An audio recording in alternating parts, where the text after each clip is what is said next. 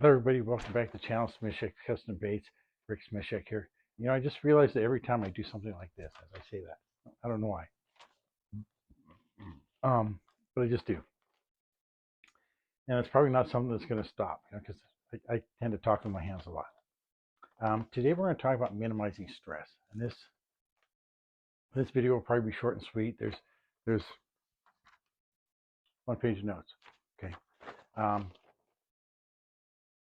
If we're practicing catch and release, like I said towards the end of right at the end of the last week's video, it doesn't make sense to cause so much stress in the fish that it dies. Okay, it kind of defeats the purpose of catch and release. So let's talk about ways to minimize that stress so that when we do release the fish, that they have a much higher chance of survival. First step is that in water temperatures above 70 degrees, be aware of the play time, how long you're playing the fish. Try to avoid playing the fish just because it's fun. Doing it longer than necessary. Yeah, I know it's fun. I've been guilty of that in the past myself. Letting the fish play a little bit, just because, oh, look, he's fighting so good, right? Yeah, we should avoid that, especially in water temperatures above 70 degrees. If I had known that I was causing more stress in the fish by doing that and reducing the odds of its survival, I wouldn't have done it. So education in this case, and bringing an awareness to what I was doing that was wrong. Okay, now we can fix that. If you're going to immediately release the fish, try to do that without taking the fish out of the water. Just let it go at the side of the boat, right at the bank, whatever, the dock, whatever. And it's easier to do. Yeah. Oh wait. Yeah, almost deviated from my rehearsal. Oh wait. If the bass is boated, touch it as little as possible. It's preferable to grab it by the lower jaw, that lower lip, and hold it vertically. That's the best way to do it. Although if you're going to show it for the camera, support it in the middle like this. Um, if you do boat the fish, try to minimize contact with the skin, with the deck of the boat, with your body. If it's flopping around the bottom of the boat, it's removing that slime coating on the outside of the fish, which is its first line of defense from bacteria and fungi. You also don't want to slap it up against your clothing for the same reason.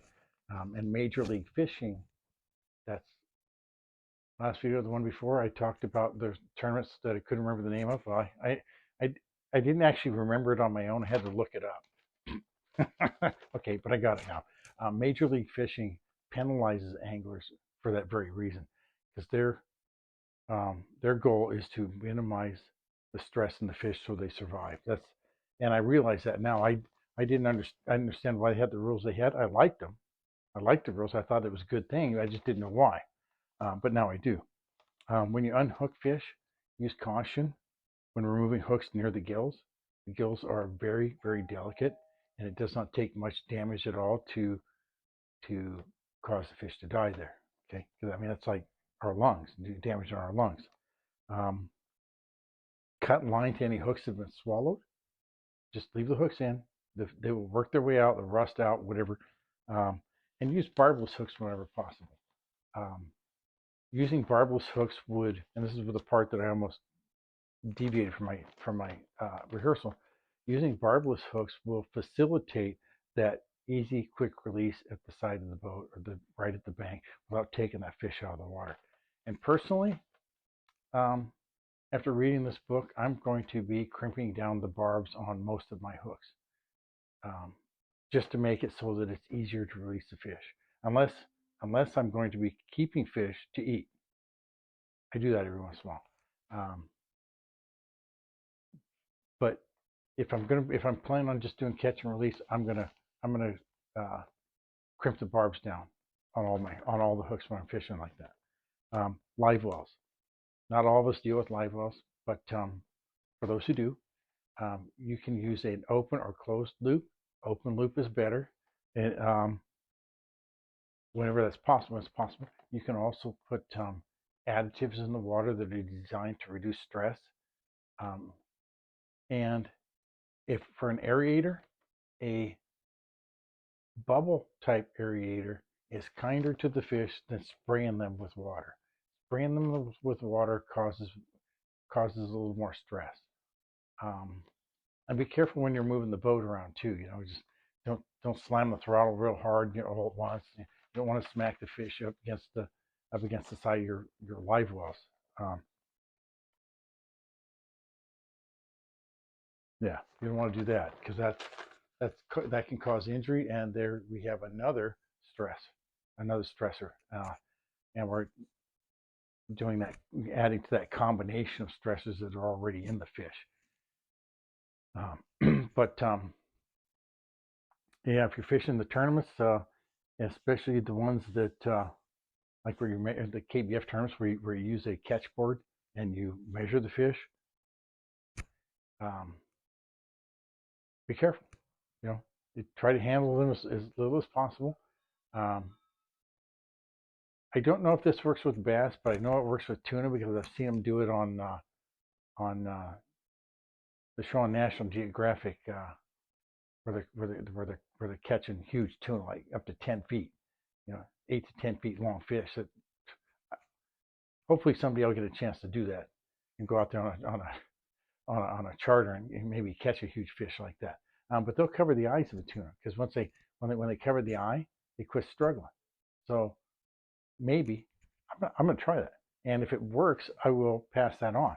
It might be a while. We're really cold weather here. We're getting ice on all the lakes, so it might be a little while before I can do that. But when I try it, and if it works or it doesn't work, I'll pass that information on. So with that said, if you guys liked what you saw, hit the like button, please. And if you haven't subscribed, please do so. And share this information, especially this video, with all of your buddies, for sure, every one of your fishing buddies. You can also share this video with those activists and say, hey, look, this is what we do to try to minimize the stress on the fish. I don't know if it'll help the activists or not, help them with their activism, whatever, but maybe they can use that information to pass on to other anglers that haven't seen it yet. Maybe instead of telling anglers just to quit fishing, maybe they can say, hey, listen, are you aware of this? That you can do these things to help ensure that fish survives. That's a possibility too. So with all that said, until next time, folks, tight lines, calm waters, and God bless.